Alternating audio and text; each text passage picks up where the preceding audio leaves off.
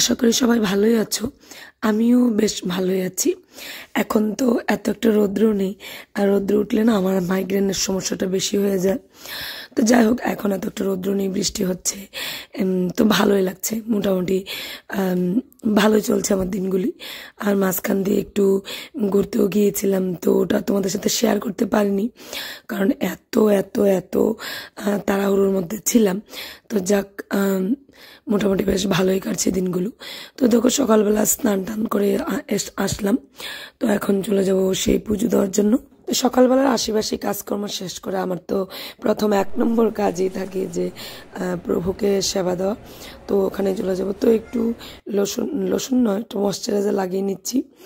ওটা স্নান করেই লাগিয়ে নিই সঙ্গে সঙ্গে, কারণ ফেস ওয়াশ দিয়ে ফেসটাকে ধুয়ে নিই, বা সাবান দিয়ে তো ফেসটাকে ওয়াশ করে নিই। তো এই জন্য সঙ্গে সঙ্গে ময়শ্চারাইজারটা দিয়ে নিই। আর আজকে হলো ফ্রাইডে, শুক্রবার। তো গতকালকে গেছিলো বৃহস্পতিবার, যেহেতু তো ঘট বসানো হয়েছে। আর গতকাল না একদম ফুল ছিল না। আজকে তবু তো কিছুটা ফুল ফুটেছে, কিন্তু গতকালকে একদমই ফুল ছিল না। একে তো বৃহস্পতিবার, তার উপর যদি দেখবে অল্প ফুল থাকে তাহলে ভাল লাগে না, মনটা ভাল লাগে না। বৃহস্পতিবারের ঘটে যদি 4-5 রকমের ফুল না দিতে পারি তাহলে কি ভাল লাগে বলো? তো চলো, ছাদে চলে আসলাম ফুলগুলো তুলে নিতে। যাই ফুল থাকে এগুলো তুলে নিচ্ছি, নিয়ে বাস চলে যাবো সেই পুজো দিতে। সমস্ত কিছু রেডি করে এসেছি। আর আজকে অনেকদিন পরে সোনার শরীরটা ভালো ছিল না, অনেকদিন পরে শোনাই গেল বাস স্কুলে। তো এই জন্য একদম আর্লি মর্নিংয়ে আমার ঘুম ভেঙে গেলে। আর সকাল সকাল ঘুম থেকে উঠে স্নান করে পুজো দিতে চলে এলাম, আশেপাশে কাজকর্ম সেরে। তো এখন দূর্বা তুলে নেব, বেলপাতা তুলে নেব, যেগুলো আমার ছাদেই আছে। আর কয়েকদিনের বৃষ্টিতে না গাছগুলো একদম গ্রিন হয়ে আছে, দেখতেও ভালো লাগছে। আর ফুলের কথা বলতে পারবো না, কিন্তু পাতা টাতা তো একদম সুন্দর হয়ে আছে। আর আমাদের হাউস ওয়াইফদের দেখবে সকালবেলা ঘুম থেকে উঠে আশেপাশে কাজকর্ম সেরে যতক্ষণ পর্যন্ত না চা খাই, যাদের চার নেশা আছে, আমার মতন যাদের আছে, তাদের যে মনে হয় যেমন দিনটাই তৈরি হচ্ছে না। তো চলে যাব এখন আবার সেই পুজো দিতে। সব কিছু তুলে নিয়েছি, তো পুজোটা দিয়ে ফেলছি। পুজোটা দিয়ে ফেলার পর দেখো এদিকে ড্রেসটা একটু চেঞ্জ করে নিলাম। আর মাধবন কিন্তু এতক্ষণ ঘুমোচ্ছিল, তো এখন ওকে ঘুম থেকে তুলবো, তুলে বাস একটু ওকে ফ্রেশ করিয়ে নেব।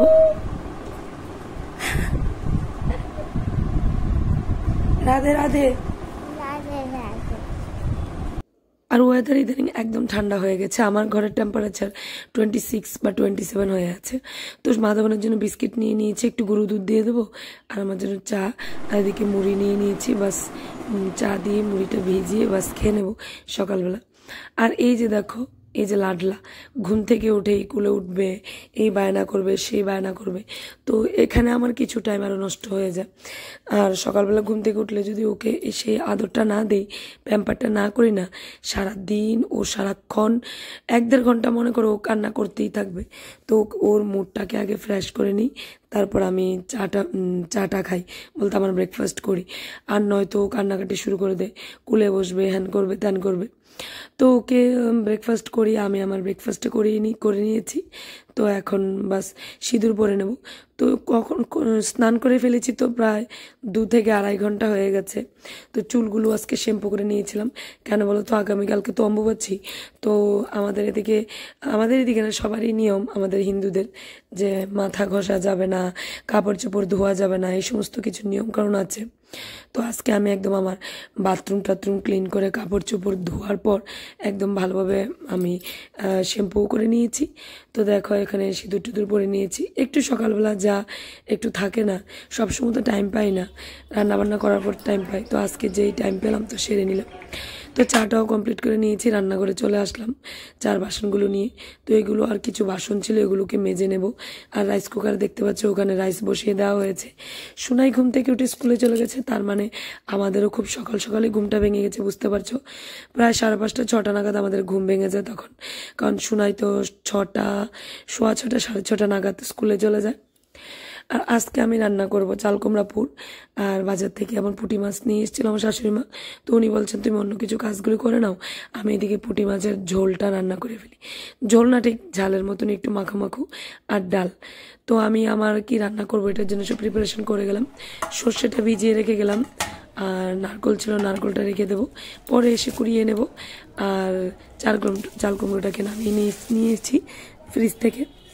বাস এই তো, ছাদে চলে যাচ্ছি, কিছু কাপড় চোপড় মেলে দেওয়ার আছে, আর কিছু কাপড় চোপড় যেগুলো শুকিয়ে গেছে এগুলো নিয়ে আসবো। আর এই যে দেখতে পাচ্ছ কিছু কাপড় চোপড় একদম সকালে মেলে দেওয়া হয়েছে, তো মোটামুটি টেনে গেছে। রোদ্রের তেমনটা হিট নেই, কিন্তু কি জানি একটু বাতাস টাতাস আছে, তো এই জন্য টেনে গেছে মোটামুটি। আর কিছুটা শুকানো ছিল, তো টানতে বেশি টাইম লাগেনি শুকাতে। আর এই ঝুড়িটা কয়েকদিন ধরে একদম জঘন্য একটা অবস্থা হয়ে আছে, তো ভাবলাম এই ঝুড়িটাকে একটু হাত লাগিয়ে বাস পরিষ্কার করে নিলাম। দেখো বেশিক্ষণ লাগেনি। এই ছোট ছোট কাজগুলি করতে করতেই না আমাদের একদম বেলা গড়িয়ে যায়।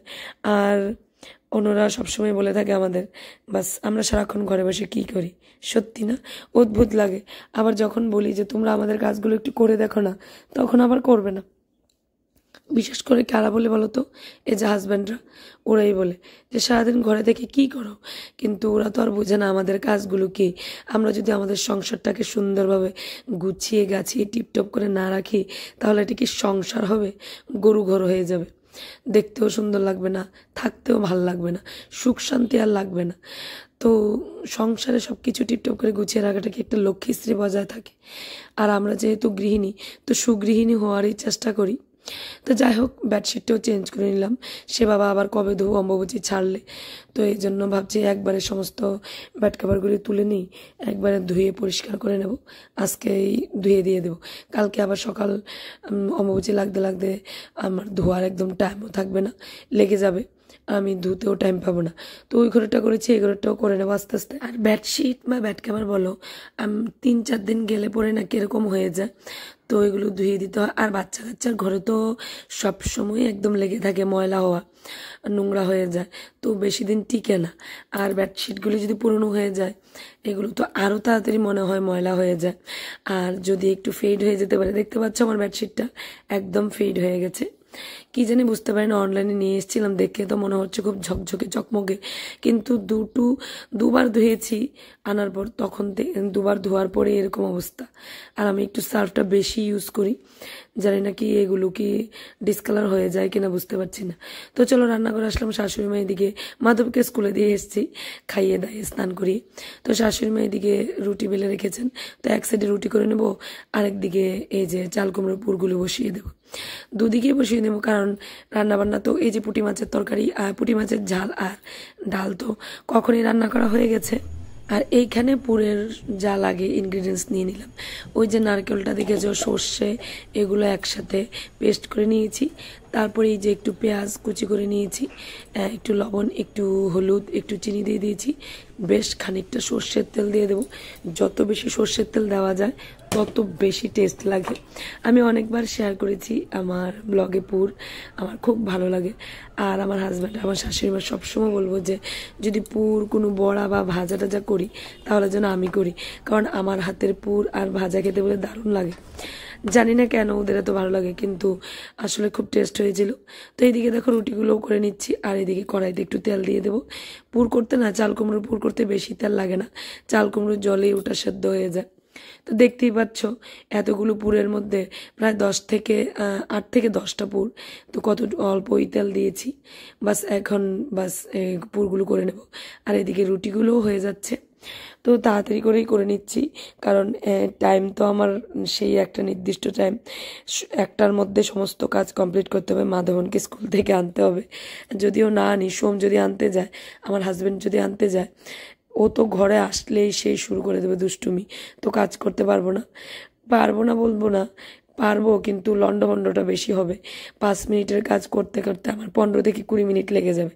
তো দেখো বাজার থেকে চা পাতা আর শুকনো লঙ্কাটা নিয়ে এসেছিলো, তো এগুলোকে ভাবছি যে এখনই ওদের কৌটোর মধ্যে এগুলোকে গুছিয়ে রেখে দিই। কাল রাতে নিয়ে এসেছিলাম, গুছিয়ে রাখার একদম টাইম পাইনি। আর আমার ঘরে না প্রচণ্ড ইঁদুর আরশোলা, বুঝতে পারছি না, আরশোলা তো থাকবে, ইঁদুর কিভাবে দোতলার মধ্যে আসে বাবার বাবা। তো দেখো তারপর ঘরদোর ঝাড় দেওয়া থাকে না, তো সকালবেলা তো মপিং করেছি, তো ঘরগুলোকে ঝাড় দিয়ে নেবো, এক এক করে সমস্ত ঘর ঝাড় দিয়ে নেব। আর ঝাড় দিয়ে নিয়ে তারপর এই সাইডে আমি ঝাড় দিয়ে নিচ্ছি, আর ওইদিকে আমার পুরটাও হয়ে যাচ্ছে। আর কি জানি বলে, এই যে রুটিটাও করা হয়ে গেছে, হটপটে ঢুকিয়ে রেখে দিয়েছি। রাতের বেলা যদি কেউ তোমার রুটি খেতে চায় তাহলে খেতে পারবে। আর এখন আমি 1 কাপ চা করে নিয়েছিলাম, ওটা আর শেয়ার করতে ভুলে গেছি, প্রচণ্ড কাজের প্রেশার, তো ওটা আর ভিডিও করতে ভুলে গেছি। তাড়াহুড়ো করে একটা রুটি দিয়ে কোনো রকম চা খেয়ে নিয়েছি। আর চা খেয়ে নিয়ে ক্যামেরাটাকে রেডি করে আবার সেই ঝাড় দেওয়ার কাছে লেগে গেলাম। বলো তো কি, ওই যে কাজ করতে করতে দেরি হয়ে যাচ্ছে, মাধব স্কুল থেকে চলে আসবে, নয়তো তাড়াতাড়ি কাজগুলো গুছাতে পারবো না। তো এইদিকে একদম এজন্য এত তাড়াহুড়ো করছিলাম। যাই হোক, এক এক করে সমস্ত কাজকর্ম করে নিচ্ছি। আর দেখো বেলাও গড়িয়ে যাচ্ছে, প্রায় 12:30 বেজে গেছে। আবার কি বলতো, ছাদে 2টো ব্যাটকে আবার ভিজিয়ে এসেছি, এগুলোকে সার্ফের জল দিয়ে ভিজিয়ে চলে এসেছি, একটু গরম জল দিয়ে। এই ঘরদোর ঝাড় দেওয়ার পর চলে যাবো আবার ছাদে, ছাদ থেকে এসে আবার তোমাদের সাথে দেখা হবে। তো ঝাড় দিয়ে নিয়ে আর ব্যালকনিটা শ্যুট করলাম না, এতটুকুই শ্যুট করলাম। তো যাই হোক, ছাদে চলে গিয়েছিলাম, ঘর ঝাড় দিয়ে চলে এসেছি। দেখো ছাদ থেকে ফিরে এসেছি, এবার অবস্থা দেখো আমার, দেখে বুঝতেই পারছো কি পরিমাণ কাপড় চোপড় ধোয়া গেছে, একদম জামাটা ভিজে গেছে। তো চলো চেঞ্জ করে নিই, জামাটাকে চেঞ্জ করে নিলাম। আর এই জামাটা না অনেক দিন হয়ে গেলো, এই গাউনটা পরছিলাম না, তো পরলাম। এটা আমার মাধবনের জন্মের আগের, আজ থেকে প্রায় 4 বছর আগের। এবার চিন্তা করো, এই জামাটা না, এই গাউনটা না একদম ছিঁড়েনি কোথাও, কিচ্ছু হয়নি, জামাটার এত টেকসই হয়েছে, এত ভালো। তো যাই হোক, শাশুড়ি মাকে খাওয়া দিয়ে দিলাম, উনি আবার চলে যাবেন। তো চাল কুমড়ো পুর দিয়ে দিয়েছি, এখন পুঁটি মাছের ঝালটাও দিয়ে দেবো। তো রান্না বান্না ডাস্টিং ক্লিনিং সব কিছু মিলিয়েই ছিল আজকের ব্লগটা। আশা করি তোমাদের ভালো লাগবে। ভালো লাগলে প্লিজ লাইক করবে, কমেন্টস করবেন, শেয়ার করবে, আর প্লিজ সাপোর্ট করবে। তোমাদের সাপোর্ট ছাড়া আমি এগিয়ে যেতে পারবো না। তো টিল দেন, বাই বাই। সবাই ভালো থাকবে, সুস্থ থাকবে, আর আমার ব্লগগুলো দেখবে।